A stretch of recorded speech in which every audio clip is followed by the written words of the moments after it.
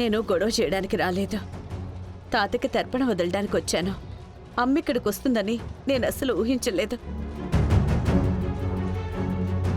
నా పాటికి నేను వచ్చిన పనేదో చేసుకుని అమ్మ కంట్లో పడకుండా వెళ్ళిపోతాను మణి. నన్ను చూసిన విషయం మాత్రం నువ్వెవ్వరికీ చెప్పకు. నేను బయలుదేరుతాను. జయ,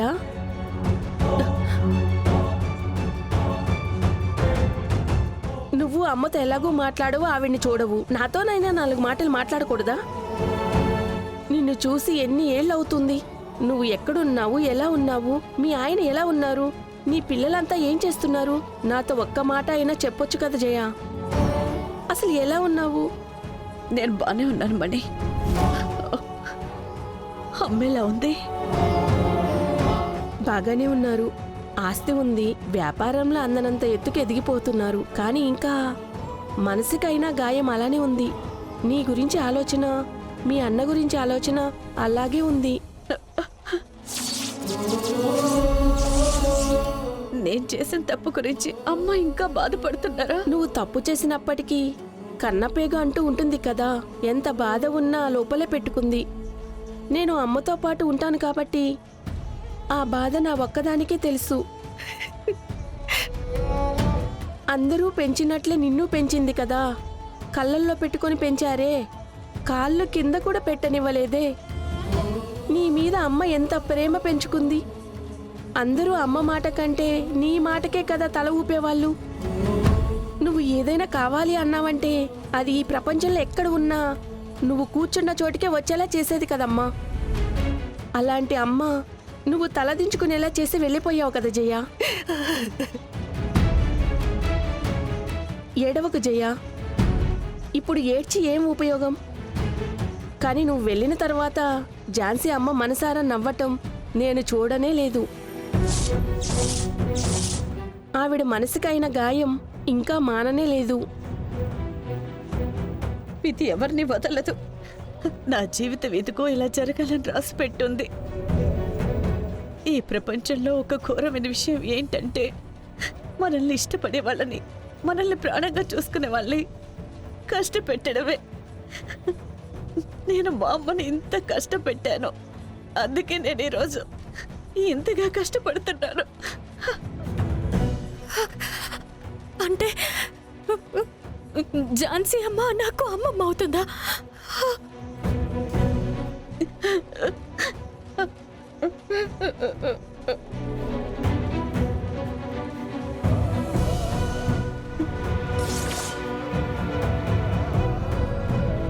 అమ్మా, ఏం జరుగుతుందమ్మా ఇక్కడ? ఝాన్సీ అమ్మనే మీ అమ్మనా? చెప్పమ్మా. అవును, ఝాన్సీ అమ్మే మా అమ్మ. ఆవిడే మీ అమ్మమ్మ.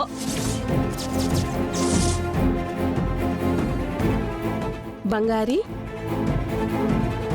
తనే నా కూతురు బంగారి. ఏమ్మా ఝాన్సీ అమ్మ మనవరాలువా నువ్వు? అందుకే నువ్వు ఝాన్సీ అమ్మ మనసు గుణం పునికి పుచ్చుకున్నావు. నాకు ఎంత సంతోషంగా ఉందో తెలుసా? నువ్వు ఈ ఇంట్లోకి రాగానే నా మనసు ఎప్పుడో చెప్పింది నీకు ఈ కుటుంబానికి ఏదో ఒక బంధం ఉంది అని. నేను అనుకుంటూనే ఉన్నాను, అదే ఇప్పుడు నిజమైంది. బంగారి, నాకు ఎంత సంతోషంగా ఉందో తెలుసా బంగారి? ఝాన్సీ అమ్మ పక్కనే ఉండి చూసుకోవడానికి సరైన వారసులు ఎవరూ లేరే అని బాధపడని రోజు అంటూ లేదు. ఆవిడ మనవరాలివి నువ్వే ఉన్నావు కదా. నాకు ఇంకా ఎలాంటి దిగులు లేదు. సరే సరే, మీరిద్దరూ మాట్లాడుతూ ఉండండి. ఝాన్సీ అమ్మ నన్ను వెతుకుతారు, వెళ్తాను.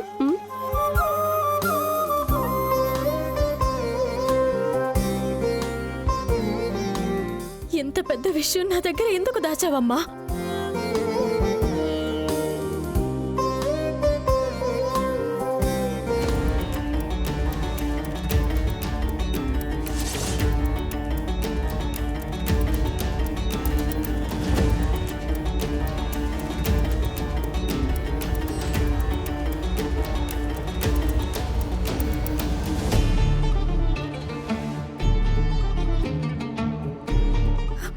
అమ్మా చెప్పమ్మా, ఎందుకు నాకు ఇదంతా చెప్పలేదు?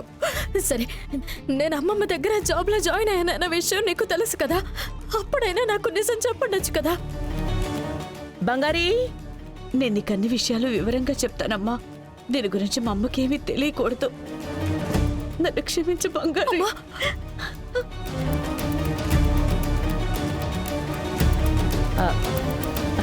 బంగారీ,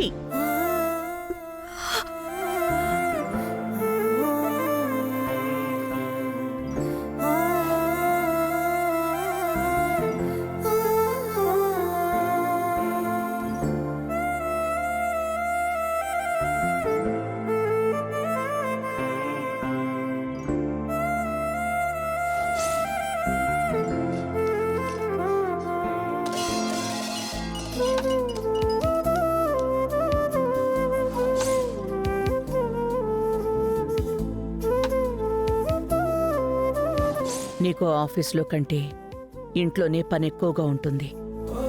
ఈ కుటుంబం సరవ్వాలి అంటే అది నీ వల్లే సాధ్యం అవుతుంది. తప్పకుండా చేస్తాను మేడం. నా మొత్తం బాధ్యతలకు బంగారిని వారసురాలిగా ప్రకటిస్తున్నాను.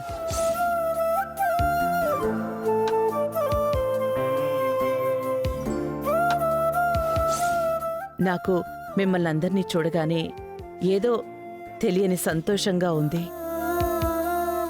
ఎందుకో చాలా చాలా చాలా సంతోషంగా ఉంది. సంతోషంగా ఉంది.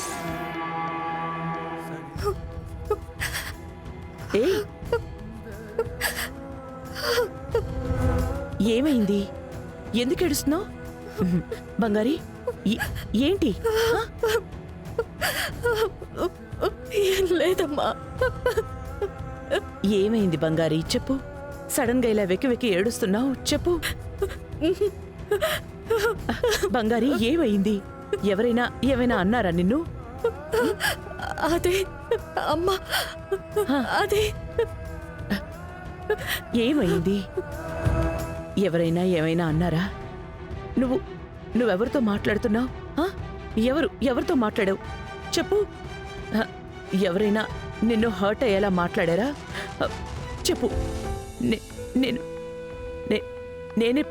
నేనెప్పుడూ నిన్ను ఇలా చూడలేదు కదమ్మా. బంగారీ, ఏమైంది? ఏంటి? నీకు కావలసిన వాళ్ళెవరైనా నీకు దూరం అయ్యారా? ఎవరైనా కావలసిన వాళ్ళు? అవును, మేమే వాళ్ళని వదిలేసి వచ్చాము.